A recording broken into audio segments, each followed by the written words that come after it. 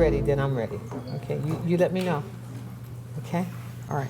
So some really great news. I'm really excited to be standing here this morning with the president and the vice president of the city council and some very, very special guests. The Baltimore Dodgers, can you all see the Baltimore Dodgers? I know I got the Black Sox up here, but can you see the Baltimore Dodgers? The Baltimore Dodgers are a community-based co-ed collegiate summer baseball program that develops college-bound baseball players, offering exposure to college coaches and scholarship opportunities, as well as Major League Baseball. On Saturday, July 1st, they will host and play in their first homecoming game in Baltimore City since entering the Cal Ripken Baseball League in 2013. Yay! You ready? He said he's ready. I'm not sure he's playing, but he's ready. So the homecoming game is set to take place at the Bob Babb Stadium at Johns Hopkins University, and I think we take off at 2:30. Jack, I think you're going to be throwing out the first ball. Yes. Because they wanted me. That's because you threw a strike and I threw it wide. But Jack's going to be throwing out the first ball at that game. A significant component of this program is also youth outreach and training the next generation of future all-stars, some of which are here today, the Black Sox. Yay for the Black Sox. Now, both Jack and I did get to throw out pitches for the Black Sox game. I threw a strike. And our Vice President Middleton. I was far to the right. You did a ground ball. So I'm really, really excited. Really excited. We had the Baltimore Dodgers co-founder Juan Waters is here. Thank you for joining us, Derek Brown and Mike Reed. As you can see, the Park Heights Little Leaguers. Thank you, George Mitchell, for all the work that you do with them, and we're so excited. We were just up in Park Heights yesterday, where we kicked off our summer program for making sure that our children eat healthy during the summer. I think it's over 200 some odd meals that are going to be provided right there at the rec center, and so we're excited about that. Coach Mike Rosenband, Carver High School baseball team. Where's the coach? Hey, where's Coach? Hey, Coach, what's up? Swing for More Youth Baseball Program, Troy Stokes is here. Hey, Troy, how we doing? And the parents of Little Leaguers, youth baseball programs from across the city have been invited to participate in the homecoming events. There will be approximately 100 to 150 youth from Baltimore City, the Rec and Parks program attending the game. Founder Juan, Derek, Mike will tell us a little bit more about this, and so let me allow them to say a few words, and we'll start with Mr. King. Come on up. So, first of all, we have this jersey. I just love these. Love it. That we would like to present to the mayor. And that number 50, I think, has a significance to it. It's not my age, but it's mine. But 50th mayor, this is exciting. Got an Orioles one. Very nice, very nice.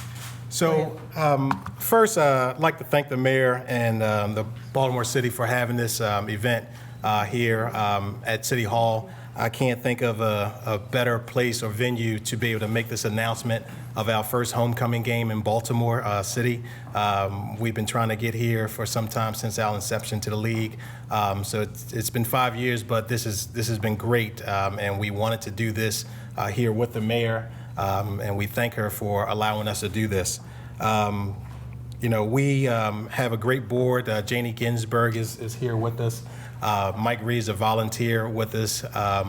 We also have Swing for More that we partner with because they do a great outreach to the youth in terms of educating baseball players and youth in general to be able to go on to the next level in college baseball or college sports, whatever it is. They do a great outreach, as well as Mike Reed and his wife Yvette. They do the same thing. So we all partner together to be able to get that information out to those youth so they can go on and proceed and pursue their dreams and their academic achievements beyond high school.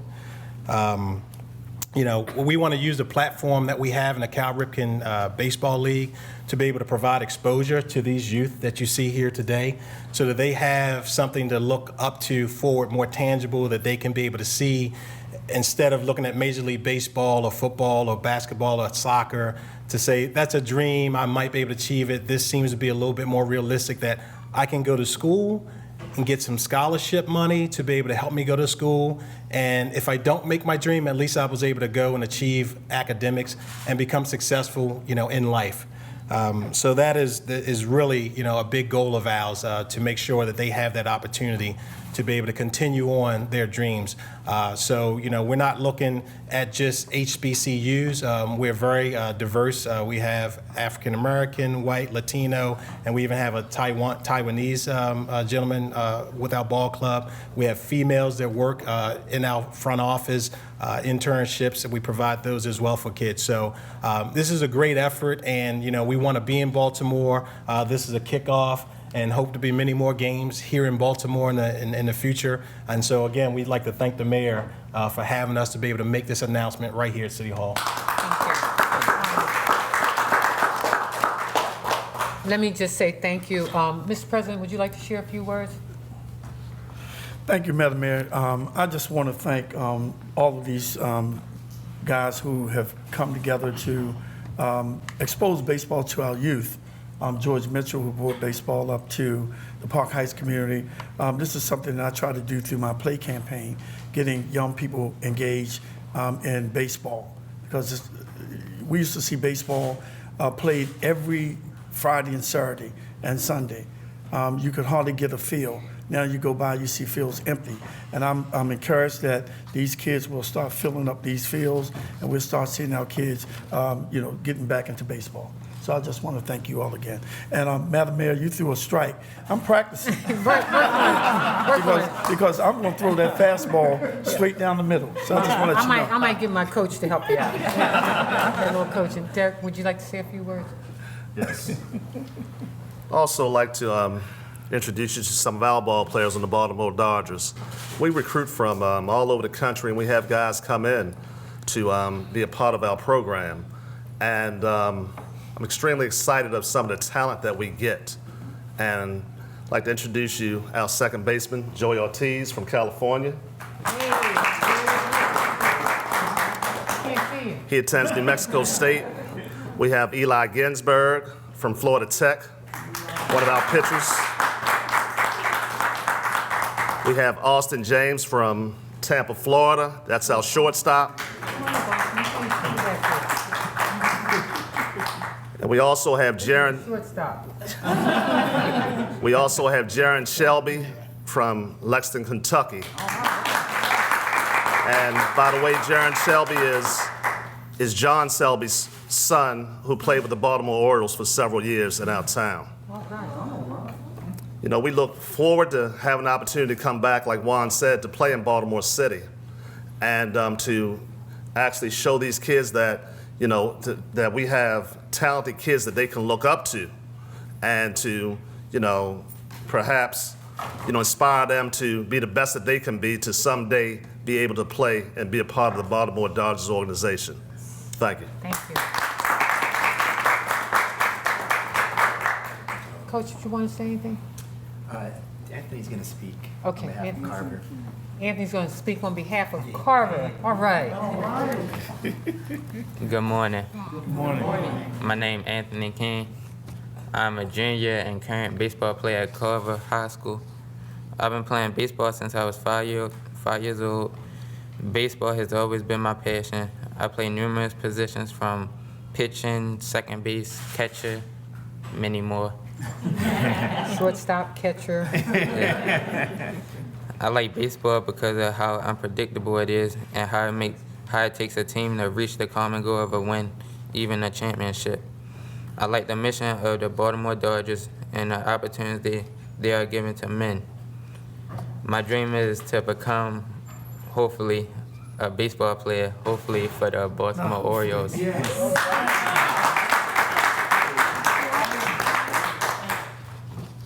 Thank you for your time.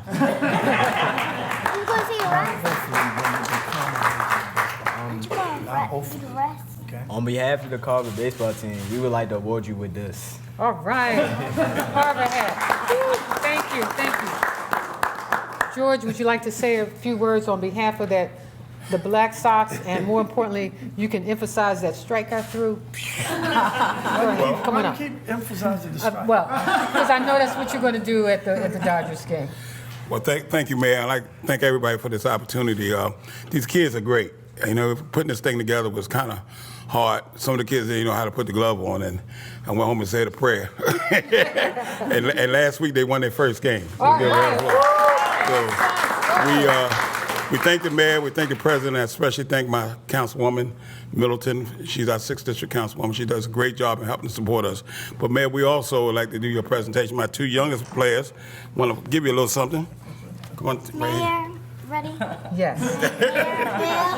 Here's a shirt and a hat from the Black Sox. Wow. And wow. And Betty, come on over here to the president. You got something for him as well. Oh, you got something for the president. Let's get him ready. Get him ready. Hello, President Young. Here, I got a shirt for you from the Black Sox team. Thank you.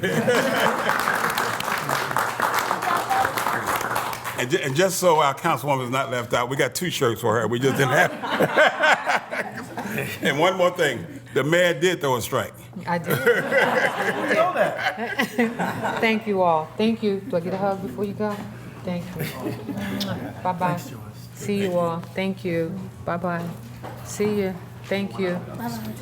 Bye. Thank you, sweetie. Dodgers, we're really looking forward to you all playing, and maybe you might want to take Jack and give him a little practice. Yeah, we'll pull Yeah. Jack to the side, and help him out a little bit. Okay, good.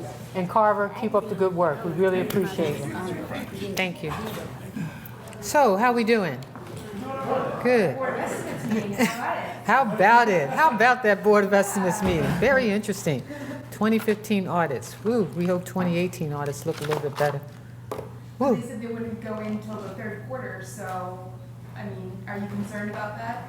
Well, they said that some of the changes, but they are going to be focusing in on, and let me just say that because we're reviewing the finance department completely, as I mentioned to you all, doing the last, I think it was our last meeting, about looking at the whole budgeting process, looking at departments, and we're still reviewing. Tomorrow we'll have some announcements for you all in terms of some new department heads, not in the finance department, but some new department heads, and so I look forward to sharing that with you all on tomorrow.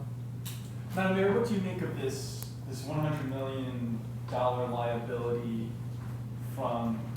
Is that the school system? Yeah. The school system issue? I understand this, part of it is in relationship to an MOU that needs to be signed. I'm not really sure. Again, I got the audit just like you all did. And what I've said to the finance department, we really need to work through all of this. But again, I mean, this is 2015's audit. I don't know where we are for 2016. So this is an issue that I'll be focused on immediately because we can't accumulate this over time. And this is accounting practices, and what I understand is that they're not putting it on their books. And so, again, we'll work with them to figure out what this issue is.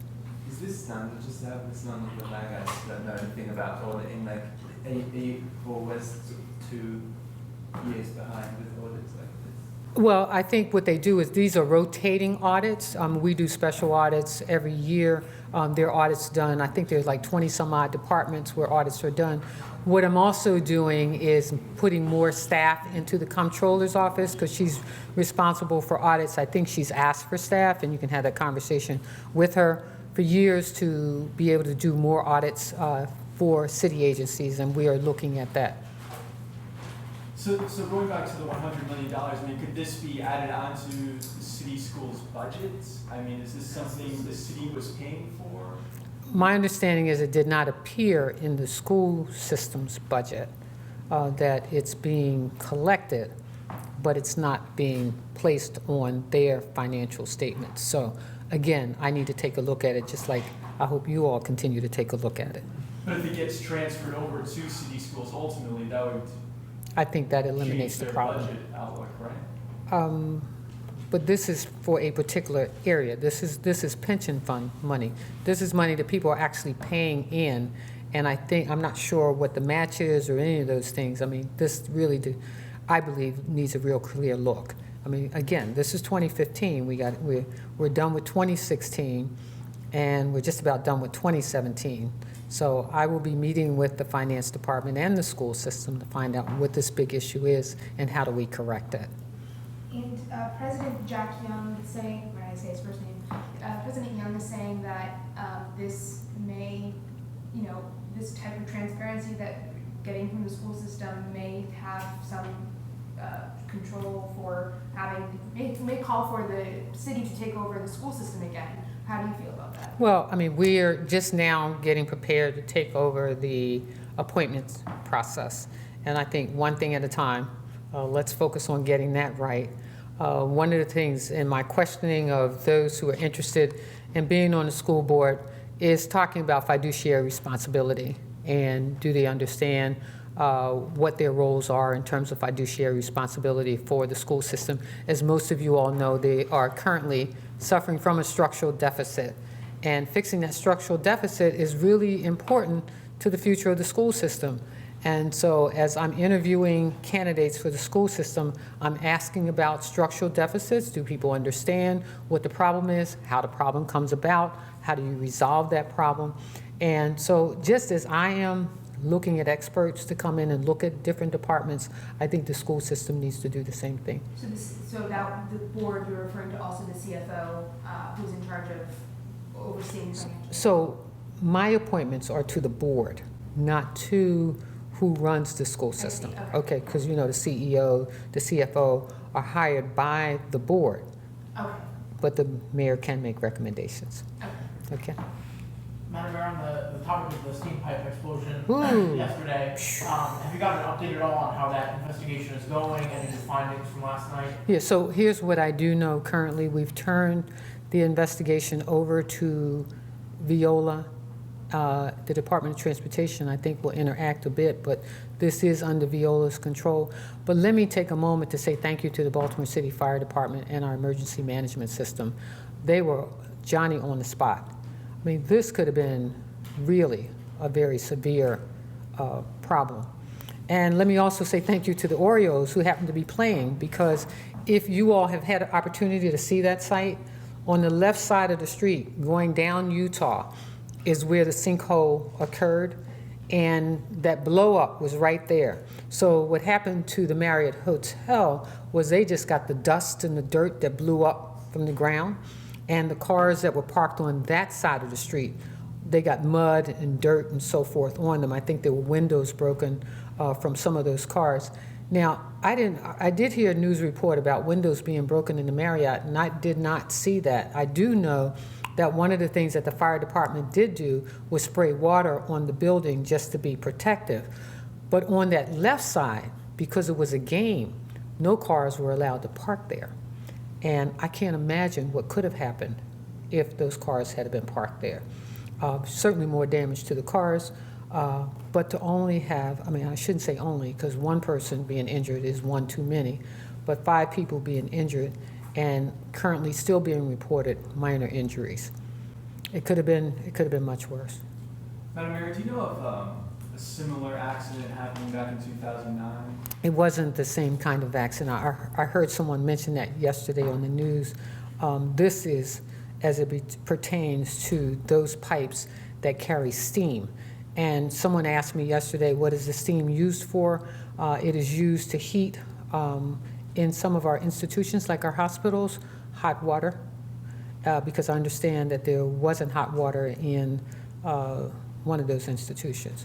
I think it's been fixed at this point.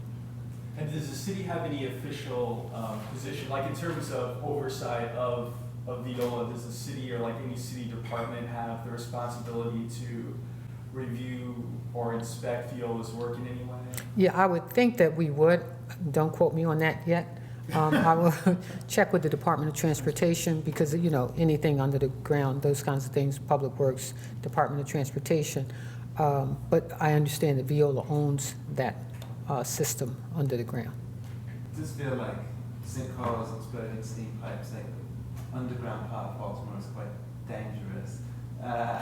Oh, come on, come on, come on. No, no, no, no, no, no, no, no, no, no. You see sinkholes all over the country in other parts of the state. Let me just say, fortunately, I think that this particular this particular system is not indicative of the federal mandate of the pipe systems in all cities around the nation, where pipe systems underground are over 100 years old and you're under federal mandate to fix them. This is not that old of a system that's carrying the steam. So I don't feel that we're endangered of steam pipes exploding all over the city. But we do have an issue, as we well know, as it relates to our underground pipe system, and because you've seen water spurting up out of the streets. And as unfortunately, we the citizens of Baltimore are paying for that because our water bills have gone up. I think that increase was something like 9% because we're under a federal mandate to fix that system. And we're spending millions of dollars working throughout the city on that pipe system. You see the trucks and so forth, streets being dug up. That's all over the city because we want to avoid any such danger for anyone. And so that's one of our messages to our citizens, is that we've got to be patient as we repair our system, our pipe system underground, but this is not a part of that. Madam Mayor, I know you spoke with regard to Viola's taking over of the inspection front. Do you know if the city plans to either at some point in the future or has previously done an inspection? And the one who specifically asked, was the Howard Street tunnel at all either inspected or in any way related to this? No, this is not related to that, at least as I've been informed. And again, the department, so this went from the fire department to the departments of transportation. Now it's in Viola's hands. Madam Mayor, what's the current status of your Office of Criminal Justice? Who's in there? Are there people working there? What's going on? So there are a few people working there. We are doing a national search for an MCCJ person. I have, again, you'll hear some announcements tomorrow. MCCJ is not one of them. But I had lunch yesterday with our incoming city solicitor, who's also making some recommendations for our MCCJ person. Very important to our fight to reduce violence in our city. And so we're looking for the best and the brightest. We've actually had some inquiries from some folks from around the state. We just want the right person in that position. Bloomberg is also recruiting for us for that particular position, so I hope to be able to fill that within the next 30 days or so. President City Council has also spoken up about that particular position and has made some recommendations as well.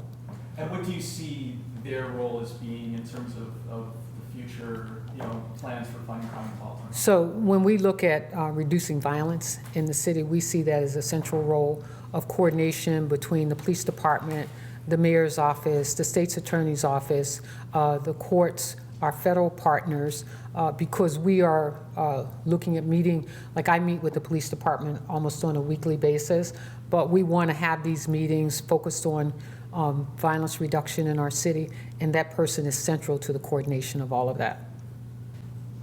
How concerned were you with the stuff about the water bills that you heard in the audit there? I'm always concerned about the water bills because, look, I don't even use that much water, at least according to my report. Somebody said that you don't need to know that information. But, I know water bills are high because we've increased them. But what I want to make sure that we're doing is that people aren't being overcharged. I know the city council is going to be looking into this. And while we're talking about the water bills, let's talk a little bit about tax sales as well. What I want the city council to do, and I know the president's had conversations with me about this 18% that we charge people, because what folks don't know is that it really takes 2 to 4 years to actually, for your house to go to sale on a tax sale. The people who are buying these aren't really interested in the home. They're interested in the interest. 18%, you tell me where you can get 18% interest on anything. And so they really want you to recover your house. But that 18% is above, I think it's high, and the council's going to look into that. The other thing is, you should know, is that we've created a fund to help keep people off of the tax rolls, especially seniors who are 65 years of age and older. And so we want to the extent possible, to look at that. The other thing we're doing is looking around the country to see what other folks are doing. We need to help people stay in their homes, not help them out of their houses. And so to the extent that we can do that, we'll be focused on that as well. Mayor, the Attorney General rolled out this crime program yesterday. I heard. Yeah, so why wasn't Baltimore on that list? Well, let me just say that there was no application process, and these were his selections. And I had a conversation with Senator Cardin just on Friday and talking about federal dollars, and his focus is on getting crime money for the city, crime violence reduction money for the city of Baltimore. So these were random, there was no application process. Perhaps these are cities that he knows personally, I don't know. But we weren't in this round. We know that this is not the end of the funding as it relates to federal. And you all should know that we do have federal resources in the city, you know, between the FBI, the ATF, the vehicle that'll be coming back as it relates to the gun violence and so forth in our city. So we do have some federal resources. We weren't in this lucky round, first go round, but certainly we're not giving up. And again, our federal partners are focused on where we get the federal dollars out of the agency. What concerns do you have that the federal government isn't fully aware of what's going on in Baltimore, or maybe because of the consent decree? Look, I'm sure they're aware of what's going on in Baltimore, and as you well know, the well-spoken spoke out as related to the consent decree, and they do know that we're one of the cities who have a signed consent decree, and we will continue to look for federal dollars, state support, which we were able to get a little bit of this go round, and we will look for private and public partners to make this happen. We know that in our police department, for example, the technology needs to be improved. Training needs to continue. And to the extent that we can afford to do it ourselves, we will. But at the same time, we know that these dollars have to flow from somewhere, and it just can't flow from the city by itself. Last week you had the commissioner in here talking about ramping up the presence of the police, and it seemed like, at least for a week, that kind of worked. Yes.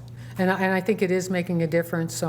You all know we're still in negotiations with the FOP, and we don't want police officers to work the current shifts that they're working. That's the 4 to 3. You know, that's usually a fireman shift, and there are very few police departments in the country that work 4 and 3. And we need our police officers to work 5 and 2. And so that's part of where we are currently. And we are also focused on how the police department, the commissioner specifically, allocates how police officers appear on our streets. You will also see more presence of police officers on our streets of our city. Most of those coming out of the academy are now on the streets of our city. We have, and I continue to mention this, 3 times more individuals applying for the police department in Baltimore City, 45% increase of Baltimore City residents. And so we're looking at what enhancements we can also offer to keep that pace going, because during the Freddie Gray incident, you all know we lost a number of police officers and didn't keep pace with those leaving and what we needed to put into our academy. At the same time they were leaving, the decrease in applications were occurring. I think, as I pointed out to you all, 56 people applied to be police officers this time last year, where 157 and 138 are currently in the academy. So we see increases, but technology is needed to help us get through those applications. We're still doing a lot of stuff by hand, and I think we can do better. When you say police presence, do you mean police on patrol in cars or police on foot patrol? Police, walking through neighborhoods? Police on foot patrol in neighborhoods, in communities. You can't just be in your car. People don't see you in cars. They need to be on foot in the communities. I yesterday encountered 3 new young police officers walking through the neighborhood, welcomed them to the police force, and they're really excited about doing their work. Does that 1 week, small sample size, but does that 1 week at least give you hope? Oh yeah, absolutely. And again, I think the MCCJ person is important to this discussion in terms of violence reduction in our city. But the police commissioner is squarely focused on how he strategically places police officers in our city to help us reduce the violence. Why has it taken as long as it has to find a new person to head up the mayor's office of crime prevention? Well, let me just say, when I first walked in this office, as you well know, focused on the DOJ, and then the school system catastrophe, the $130 million structural deficit, and, you know, filling several positions, and that is one of them that it's out there. And you'll hear tomorrow, I think it's 4 positions that we've currently filled. We want the right person in that position. And so I am a little tedious in terms of looking at what I believe our needs are. I'm working with the police department as well. They have input on this particular person that will fill that position. And we need someone who understands federal regulations as well, and how to go about the business of getting grants and federal dollars. I don't just want somebody to fill a position. I want somebody that's going to help us reduce violence in our city. Can you offer any more of a preview about the positions you'll end up? Oh, you'll be excited tomorrow. I can't wait to see you tomorrow. Thank you. See, that makes you come back.